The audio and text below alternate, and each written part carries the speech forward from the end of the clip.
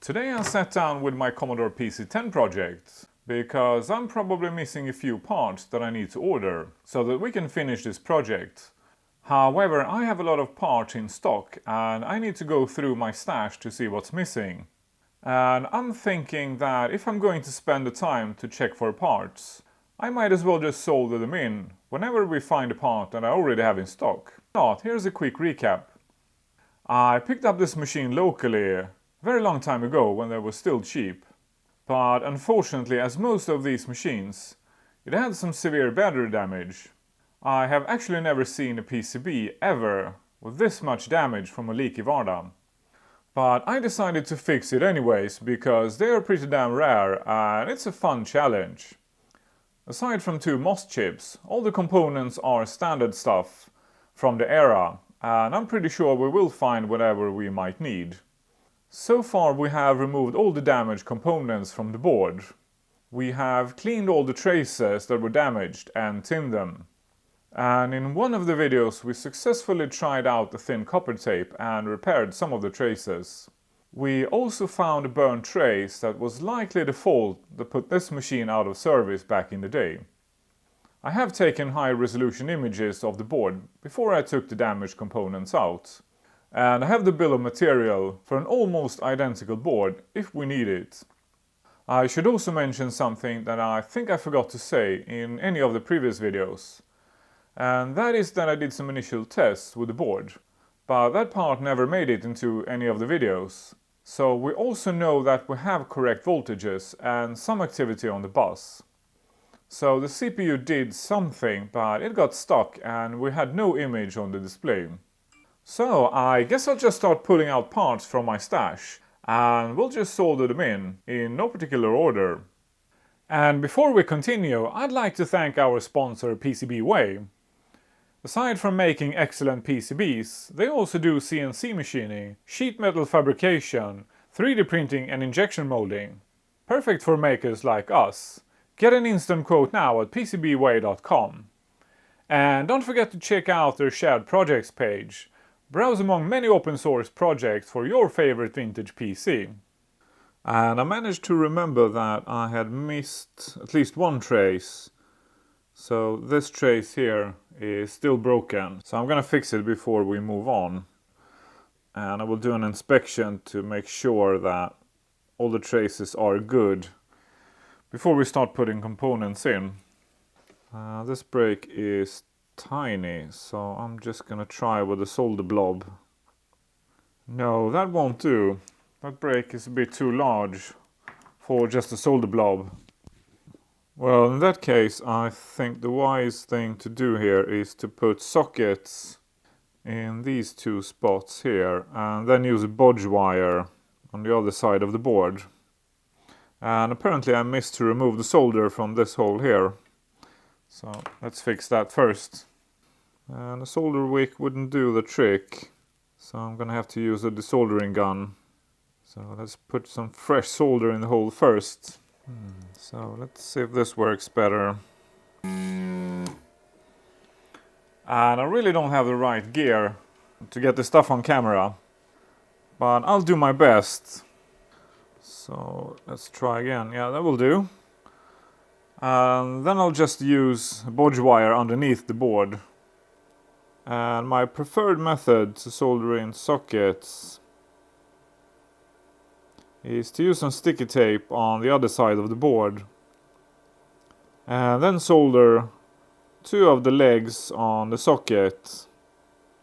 And then I make sure that the socket sits flush on the other side of the board before I solder in the rest of the legs. And I checked and sockets are nice and flush on the other side of the board. By the way, I just got back from Washington State from some family matters. And on that trip, I managed to squeeze in a visit to Adrian Black, since I was in the area. And I brought something back for a video. So I think that is going to be the next video. Because I still haven't ordered more RAM for the server project. And I still haven't checked if I have all the parts I need to finish the Apple IIc project. So that way I will have time to prepare those two videos while I do the Adrian Black project. So that also means that I only have one day to make this video if I want to upload on time. But I think we should be able to make some decent progress on this project in just one day. So I think I will manage. And that was the last leg. So let's fix that bad trace. And I asked you guys for some recommendations in the previous video for this project, because the insulation was melting on my bodge wires. So I picked up this PTFE wire. So let's try it out. And I guess I made it too long. So let's just bend it. And yeah, for sure, it's much better than the stuff I had. It's a bit slippery, so it's kind of difficult to hold with the tweezers. And yeah, that insulation is staying on and doesn't melt off when I apply some heat. So if you compare to this wire here, maybe a bit hard to see, but the insulation just melts right off as soon as I apply some heat. So yeah, thanks for the recommendations. That PTFE wire is excellent. So now we should have continuity between this pin here and this. And we do, so that trace is fixed.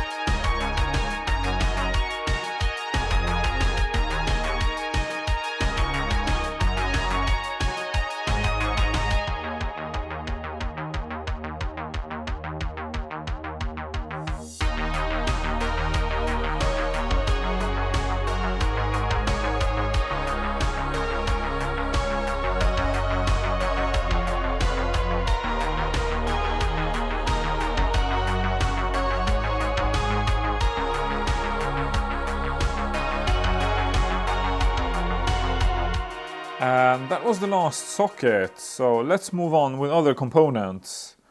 And I think we're gonna have to be a bit more methodical here, because otherwise this is going to be a bit messy.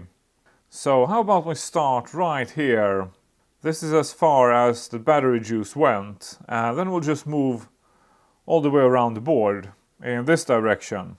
And the silk screen is completely gone in many places. So our first component here doesn't have any silk screen left. But from my pictures I know it's a 47 micro 25 volt electrolytic cap. And those we have. They are about half the size of the original cap. And for some reason I managed to buy electrolytics with funny legs. This is of course not a problem. They are going to be cut anyways. And from my pictures I can also see that the positive side should face this way. So I guess we'll just push it down. That cap sits really tightly, so no need to bend the legs. So a bit of a milestone for this project. We're finally putting the first component back on the board. And there it is. So I guess the reassembly has started. Awesome. So let's see what's next. And apparently it's an electrolytic with the same value. Yeah, this feels really good. I started off this project quite a while back. So what's next? And according to the bill of material, it's 1000 pico ceramic. and all the new components are quite a bit smaller than the original parts. And the original caps in this row were blue, but unfortunately I couldn't find blue caps. And this entire row of caps here have the same value, so I'm just gonna put them all in one go. Yeah, this feels like building a kit, because so many of the components have to be replaced. So most, if not all of these caps were probably still good, but I had to remove them to be able to clean the PCB underneath. And I'm obviously not going to reuse ceramic caps. And I think I'm gonna solder one side first and align them a bit before I solder in the other side. And I'm gonna try not to go silly with this. It's very easy to waste a lot of time trying to make the board look really nice. So let's just do this good enough and instead make sure that we finish this project. So let's snip those legs off. And that's all the components we have on this edge here. So let's move over to this area here and see what's missing. Those are mostly pin headers. These pin headers were white originally, so we might as well use white pin headers since I have some. And I am also going to reflow some of the components on the board, because the solder has corroded quite badly. And the solder is entirely gone on a few components, although I don't think the components are damaged or the board. And I forgot to clean out some of the holes, so I guess I'll fix them as we go. So I kind of realized that this were going to be a large project quite early in the project, but to be honest it turned out to be even bigger than I thought. Next up we have a couple of resistors. This via here looks broken, so we need to check it. No, it's good. That's just some solder mask left on. So there's nothing wrong with that via. Next up we have R205. That's a 33 ohm resistor. We might as well solder R505 if I can find it. Yeah, here it is. 220 ohms.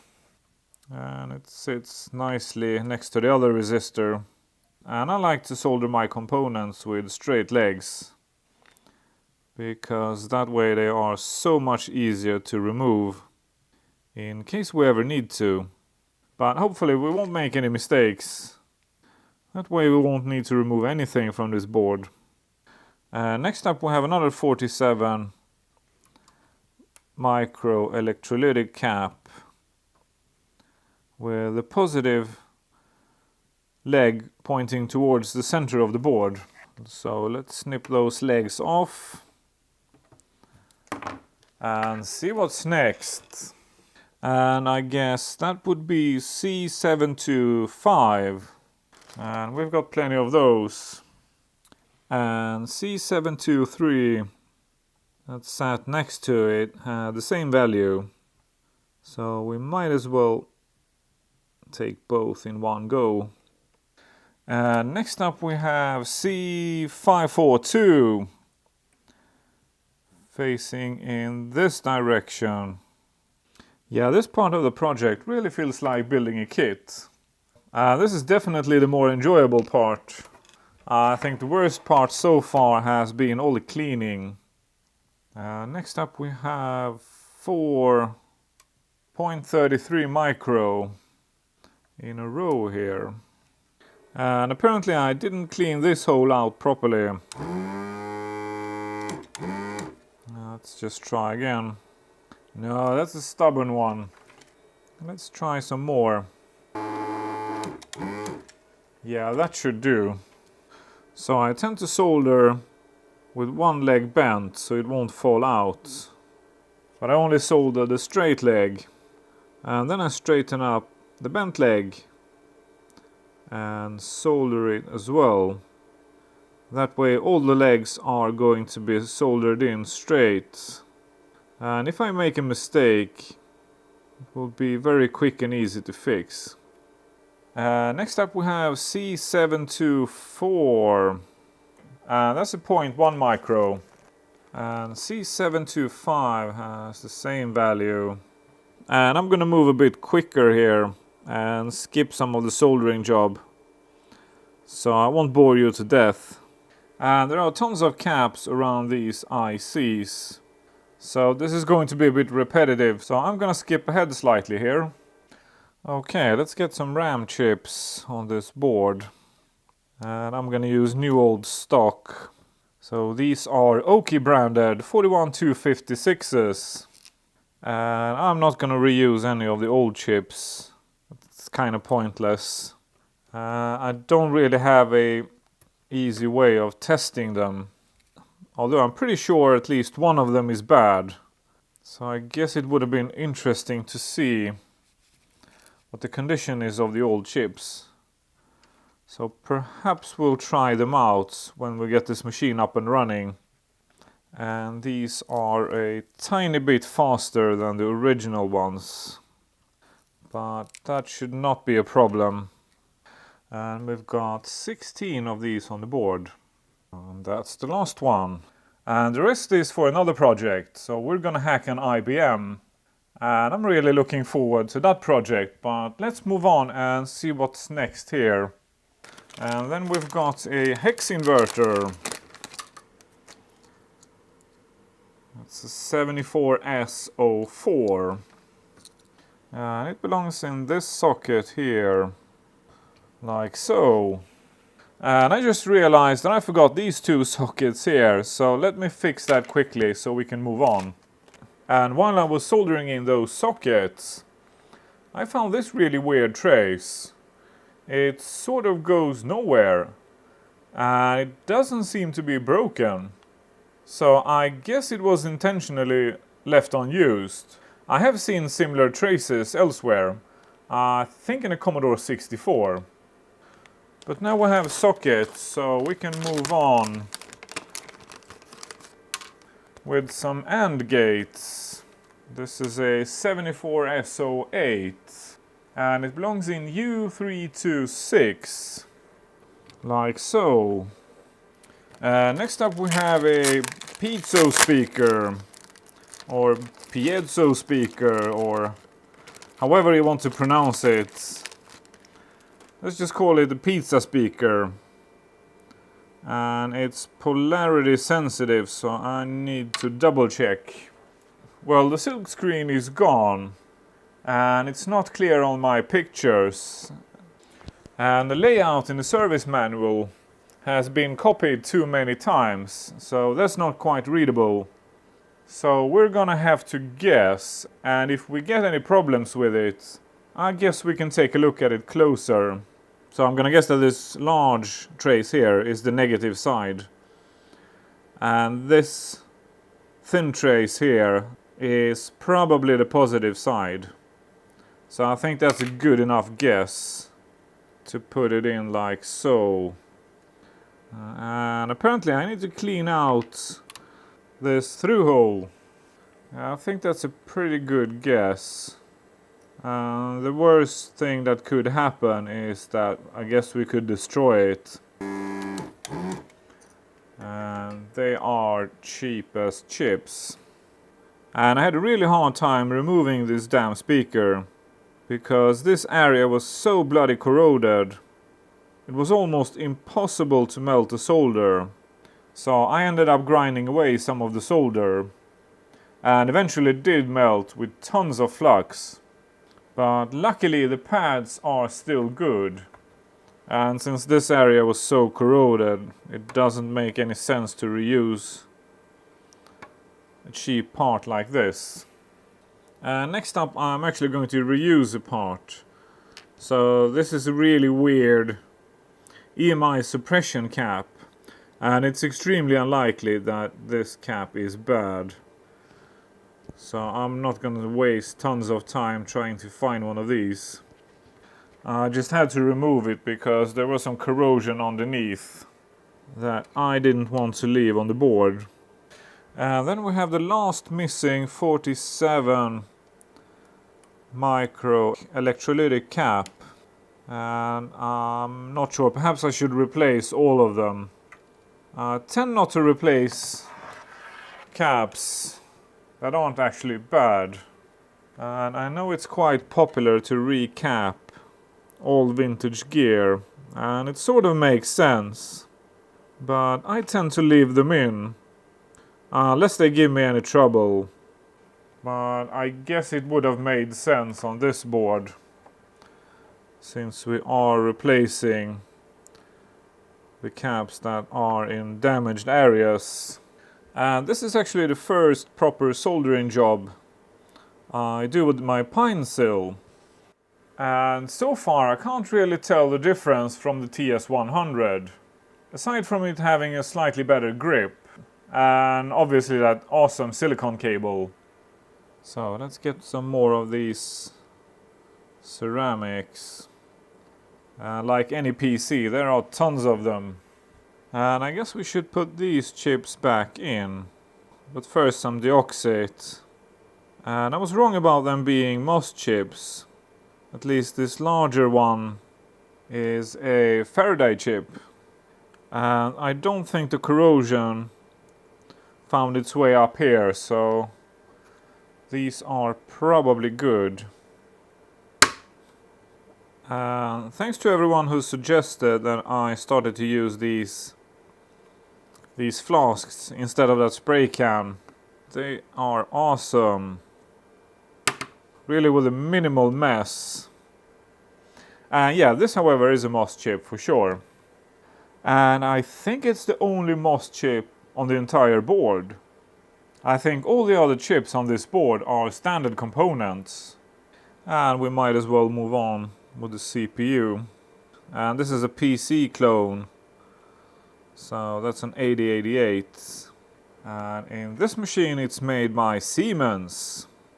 And one cool thing about this machine is that it can run in different speeds. So more on that when this machine is up and running. But you can change the speed of the machine directly from the keyboard, which is rather unusual. So high speed for apps that can handle it, and full compatibility with older stuff that needs the original PC. That's just one of several cool features that this machine has. So I'm really looking forward to playing around with it. Next up we have the BIOS chip. And I think there is a newer version. So that will be for the upgrade video. And this machine now has 4.36. And then we have a separate character ROM up in this socket here.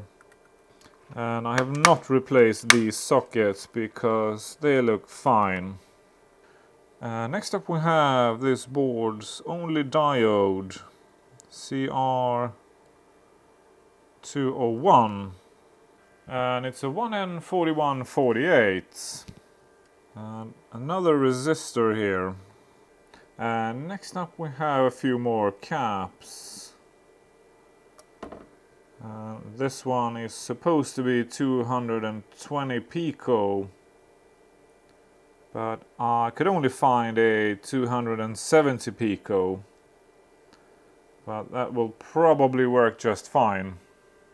And then we've got a 4.7 micro electrolytic cap at C403, and that's quite a bit smaller than the one from 1987 that came on this board. And a 10K resistor at R411. Yeah, I'm really glad I took those pictures, because without those it would have been really difficult. And a 470 ohm resistor at R401. And a couple more of the diodes down here. and one last resistor in this area. And this entire area here was so badly damaged, it would have been impossible to replace these components without the bill of material and the pictures I took. And this via here is broken, so I'm gonna have to bridge this leg of the resistor to this trace here and eventually to the battery. And all three vias to the battery are completely gone. So when we make the coin cell conversion, we'll have to figure something out. Yeah, I guess the best solution for a coin cell on this motherboard is probably a coin cell holder with wires, so we can solder the wires someplace else. So let's get that keyboard connector back in place, and it looks to be in a pretty good condition, so we'll reuse it. And I think we did some tests with the reset switch in one of the previous videos, so I'm pretty sure it's good. But we do need to clean out one of the through holes. Let's try again. Yep. And if you're lucky and find one of these machines, be careful with that reset switch. It's very easy to rip off when you take the lid off the machine. And you are obviously gonna have to remove the lid and snip that battery out as quickly as possible. So you need to push that reset switch in while you remove the lid. Otherwise the lid will just rip it right off the board. And I found another logic chip that I had in stock. 74LS158 at U302. So yeah, I had quite a lot of the parts. I still haven't checked all the parts, but so far we are only missing a couple of logic chips. I'll keep digging in my stash. And apparently it's the same chip in U301. And that's this socket here. And apparently that was the last chip I had in stock. Not too bad, really. I'm pretty damn pleased with this. So we are missing a few logic chips and a couple of resistor packs and some RAM chips. I haven't checked, but I would presume it's for the graphics, because this board has onboard graphics from Paradise. Well, aside from that, I think this board is pretty much complete. Well, we are going to add a coin cell, of course. But yeah, not too bad. So a slightly shorter video this week, but I guess it's a pretty good one-day video. So I will order the remaining parts, and in the next part I guess we will try to boot this machine and see if we can make it work. I have added a whole bunch of more bodge wires while soldering in these components. So what have we got? 1, 2, 3, 4, 5, 6... Yeah, 6 bodge wires, and then we also have a whole bunch of repairs done with thin copper tape, and they are quite hard to locate on this board because they are pretty damn nice and barely visible unless you look for them. So I will upload here and join you in the live chat this Sunday. And next week we will play around with the machine from Adrian's Digital Basement. And I will make sure to order parts for the server project and Apple IIc project. Thank you for watching. If you want to support this channel, like, subscribe, leave a comment, and I'll start recording the next video.